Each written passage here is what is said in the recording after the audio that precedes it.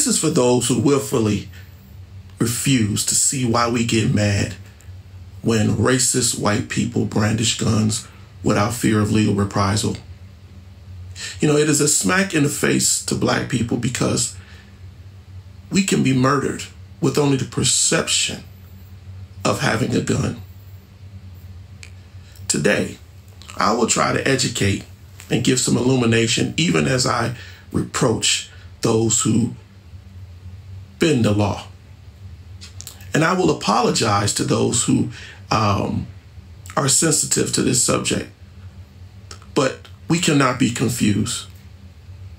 I hope that you find time to think about the things that we will talk about today, because we need to think about it. I love to teach, so I will correct you, all of you out there who think that it's all about the Second Amendment right. But I have a few points to make. One, black people don't typically hate whites because of the color of their skin. We tend to think that because guns are used when people go out on patrols doing riots or protests, it's ignorant. But even the most bigoted blacks who dislike whites because of is really because of the treatment that they and their families endured in a murderous, racist system since 1619.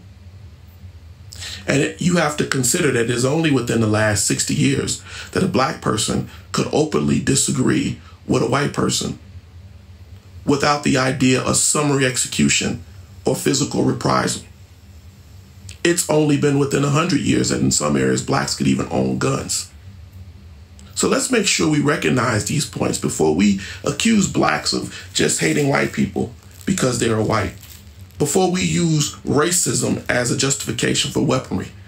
Cause and effect are at play in a lot of behavior. Two, I am for the Bill of Rights as a citizen of America. I, however, know that they were not written in the beginning for my ancestors. The Constitution had to be amended several times to restate, I said that, to restate the rights for black, red, brown, and yellow Americans. Why? Because the original Constitution was not written for us, nor were many state laws and statutes that many of you scream about when you talk about constitutional carry. It is the reason that a comparison of these issues is important. Today, people of color are still discriminated against when they bear arms. You can protest openly with a gun, but the mere perception of a gun, the perception, the thought that they had it, has gotten black men and women shot in their backs, shot in their backyards, and unfortunately even in their own homes.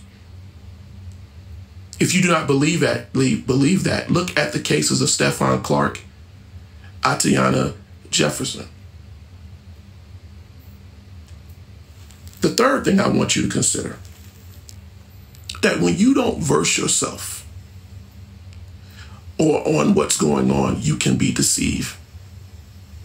Not versing yourself on other sides of the opinion shows a lack of understanding and knowledge. It proves that you are looking at this issue in a stovepiped, parallaxed view.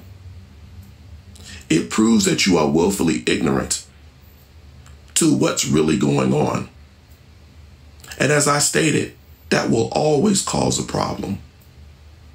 The Black Panther issue is important because the Panthers went to California legislature to protest the removal of their Second Amendment rights in the 60s, early 70s.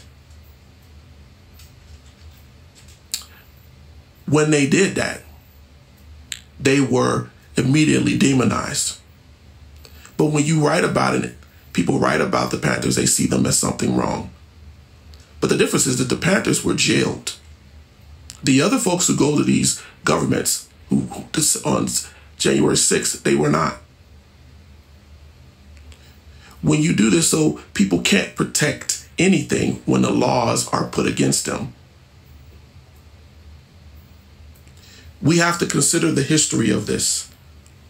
These men were demonized as black men carrying guns, whereas today we see white men carrying guns going into state legislatures and even the highest federal places. People often quote disproportionate statistics that are ill-informed. And people throw things at black Americans and say, we are violent. And I will tell you, it's lunacy. And I will forgive many people who don't know the name of Walter Francis Wilcox, PhD. Old Walter, right? He was a guy who created stats. Go look him up. He created the idea that blacks were violent. He showed the bigoted white system officials on how to criminalize blacks in statistics. He lied. He got away with it because of the times. And his lies led to more lynchings and false imprisonments throughout the South. Old Walter created charts and mendacious figures to suggest that blacks were several times more likely to commit crimes on white people. And this caused white people to arm themselves. He also stated that we were prone to leave our families, murder, and steal. He used made-up numbers and figures to justify this theory. Blacks were lazy and murderous. They were a drain on the economy and needed to be watched. The lie of simple black-on-black crime is an original trope created by Walter Wilcox, created to criminalize my people. And here we are. Almost 60 years later, we are still following his lies and ignoring the painful facts. People kill. Doesn't matter if it's white or black. People kill their own in large numbers in areas where they populate with others. Statistics show 85% of white killings were interracial. They kill each other also.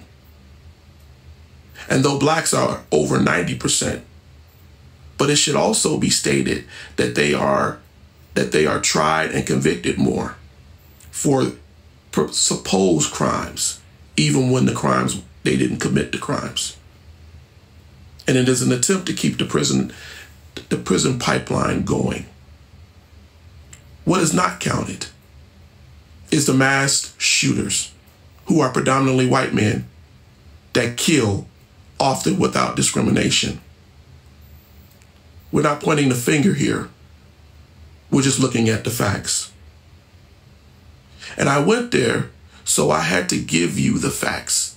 I went there because I wanted you to understand this is real. You can feel free to go look it up, as I often suggest. I always know my facts. Since the stats are no longer scored by a single race, over the last 30 years, we've started to get a little bit more accurate in showing all of the issues of race-on-race killings. If you can't find the truth, I can give you sites and statistics and places to go that will have links that will provide that for you. We have to stop thinking that we can use race as an excuse for violence. People are dying. In closing, bigotry is not absent because a black man takes a position of power. When Barack Obama was put into office, people assumed that. But after antebellum, many former slaves occupied offices of power, but were still working in racist systems that were still working to remove them, and they did within 10 years during Reconstruction. Look it up. The country pushed back with black codes and Jim Crow. They did this to prevent any advancement. And for the better part of 100 years, it was successful. If you don't believe we had people Go look up Senator Hiram Revels or Congressman Joseph Rainey, Robert DeLarge, or Benjamin Turner. Go look up the black people who were still being lynched, raped, and vilified during and after these men service to our country. Lose me with the idea of a racist-free society because of black POTUS. It does not prove that racism doesn't exist. But it is another lie told by people who want to ignore the festering evil that is right in front of us. We have to do better. We have to think better. You can own your guns, but what is your motivation? I hope that you take the time to think about what I said in this short, erudite message. I gave you many names to look up to advance your understanding because I want to be equal and not parallaxed in my view of this. I did this so you can stop acting ignorant to the facts. Education is the cure for ignorance. Education will show you what the racial frustration really means. I hope that you enjoyed this message. Hope you take something from it. And I am open to any suggestions, comments, or disagreements that you have with what was presented today. Thank you for tuning in to this Erudite Insight. Have a blessed day.